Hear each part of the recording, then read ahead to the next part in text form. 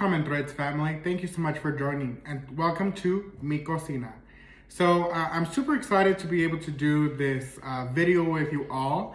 I had to do a pre-recording because the location I'm going to be in tomorrow or today, you watching this video, is not an ideal kitchen location for me to share this heritage recipe with you all. Today I'm going to be making some Agua de Mazapan, kind of like horchata, also known as rice water. It's a very, very popular drink in our background and our culture. What it actually comes from is back in the earlier days, they used a lot of the ingredients that they had processed in, whether they're crops, things like that they used. There's also Jamaica water, there's agua de horchata or agua de limon.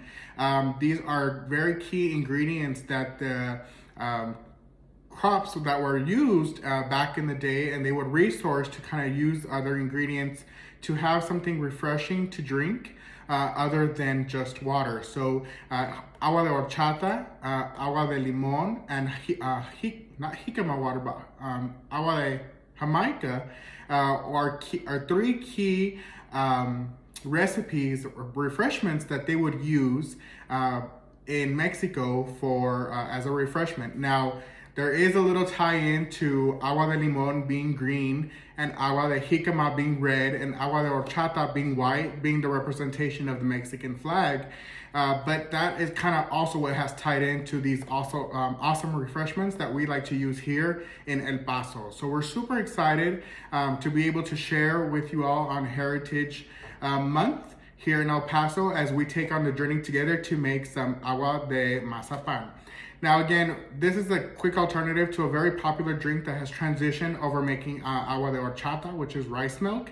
Agua de mazapan is actually a makeup of a new recipe with using this candy. This is a very popular candy here in El Paso and in our culture called De La Rosa Mazapan Original. It's pretty much a I would say like a flour candy incorporated with a lot of nuez.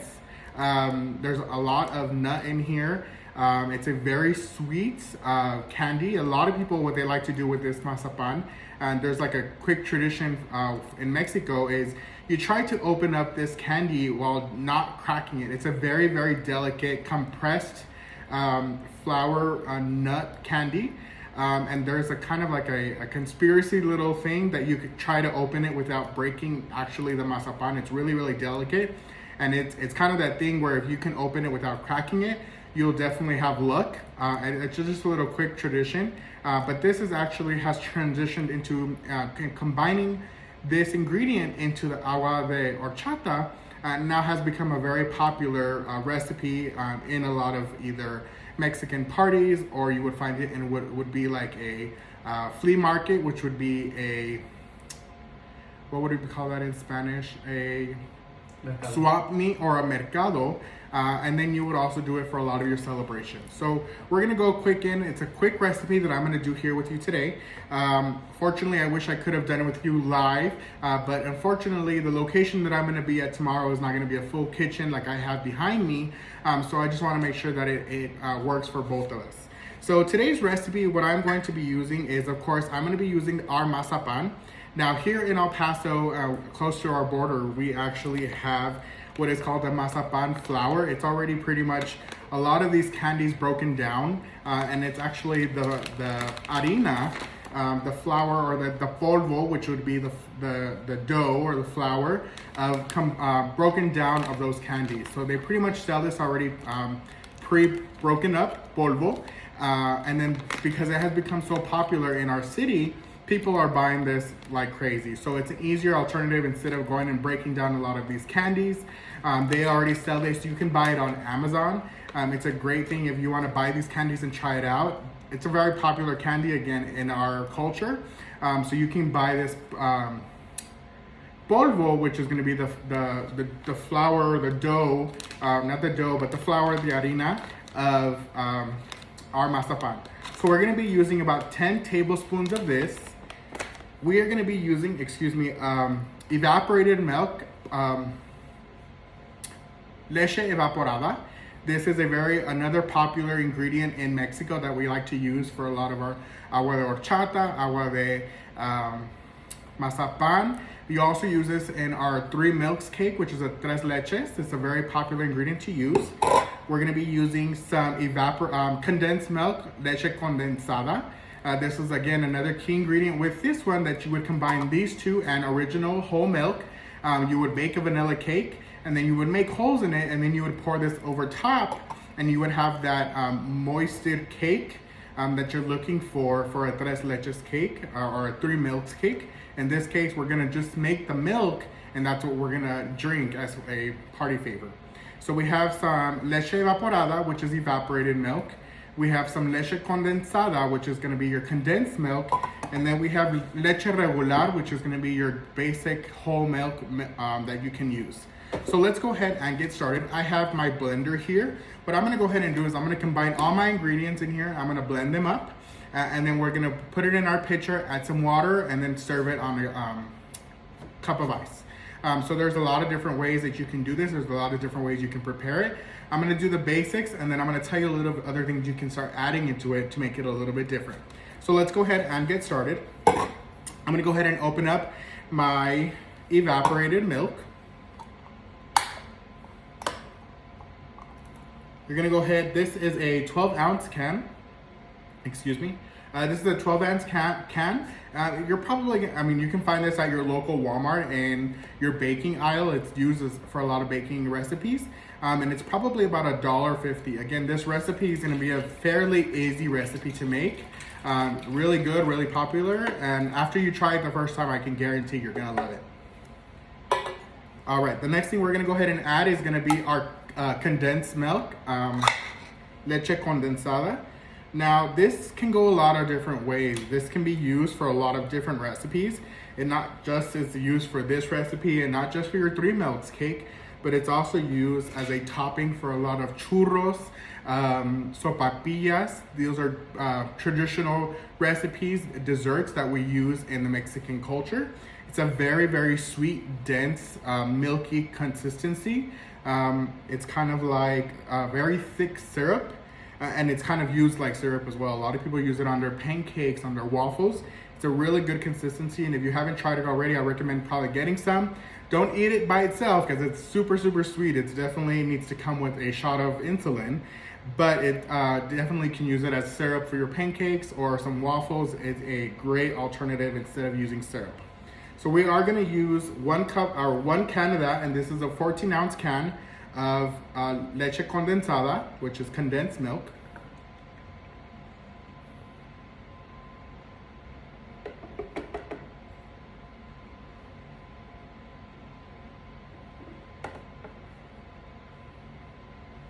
Let me grab a spatula.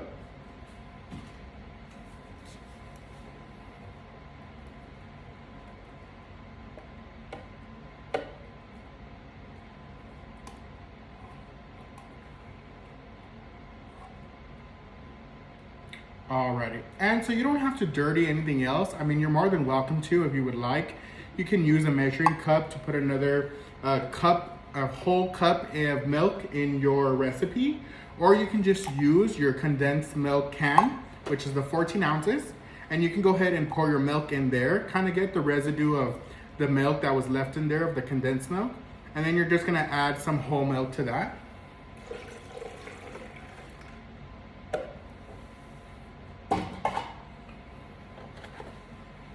Alrighty, and then we're gonna go ahead and grab our main ingredient, which is gonna be our powder of our mazapan, which is the little candy we used. And we're gonna grab about 10 tablespoons of these. That would probably equal out to about 5 to 7 of these circle mazapanes. Again, these are compressed cylinders or circles.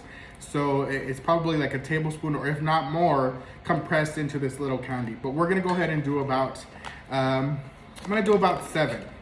If I feel like I need to do more, I will. So always remember when you're measuring, you're gonna go ahead and put your tablespoon in there, and then you're gonna wanna level out your tablespoon because we're gonna wanna get an exact measurement of what we're doing. So let's go ahead and count those out. 1, 2, 3, 4, 5, 6, and 7. Now, if you have a nut allergy, and this is probably something, these do have nuts in there, so you're gonna wanna be careful. If you do have a nut allergy, you're more than welcome to just make the agua de horchata by itself. That doesn't contain any nuts, and you can pretty much have the exact same thing. It's just gonna taste a little bit different because it's not gonna actually have the powder in there. Alrighty, so what we're gonna go ahead and do is we're gonna go ahead and blend that up. Now, if you were doing this recipe without the agua or the mazapanes, you can pretty much put this all in a quick blender, in a quick pitcher, add some water to it, mix it up, and you're ready to go. You're not gonna do it the harder way, which would be soaking your rice, blending your rice, soaking it down, and then straining it, putting it all back. We're doing it a little bit the easier way, but we're also adding the mazapan in there, which is the flour or the, what was I calling this? Not a flour, not a dough, but it's the powder of the mazapan, but this has nuts in it. So if you have a nut allergy, this is probably not for you, but you can still make the agua de horchata regular without making it agua de mazapan. So I'm gonna go ahead and blend this up and we'll be right back.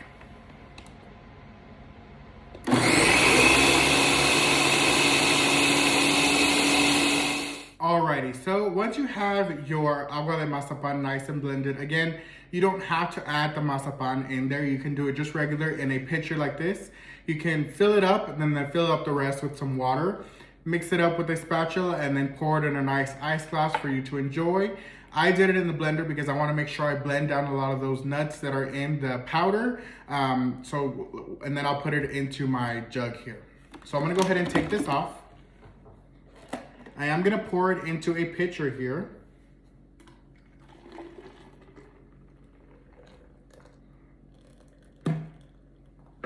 Now there is some options that you can do. So if I wanted to, I could strain all of that into here. But because I like to have those little pieces of nuts that are left over that weren't fully blended in, I want to keep those in my refreshment drink here.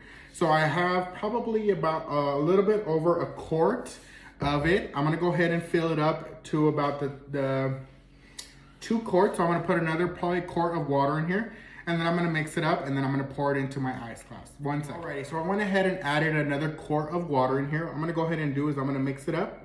That water is gonna go ahead and kind of loosen up the not the beverage, but the drink. That way it's not so thick. It is gonna still be a very thick consistency. It's gonna loosen up the agua de mazapan, and it's gonna not be such a strong flavor. It's gonna tone down the flavor of all those ingredients. So I'm gonna go ahead and mix this up. I won't put any ice in here because I'm gonna put it into my fridge. Usually when we do this for parties and stuff, we make huge gallons, 5 gallons, maybe even more of this stuff. As you can see, the recipe is pretty easy and it makes about 2 quarts just from that recipe.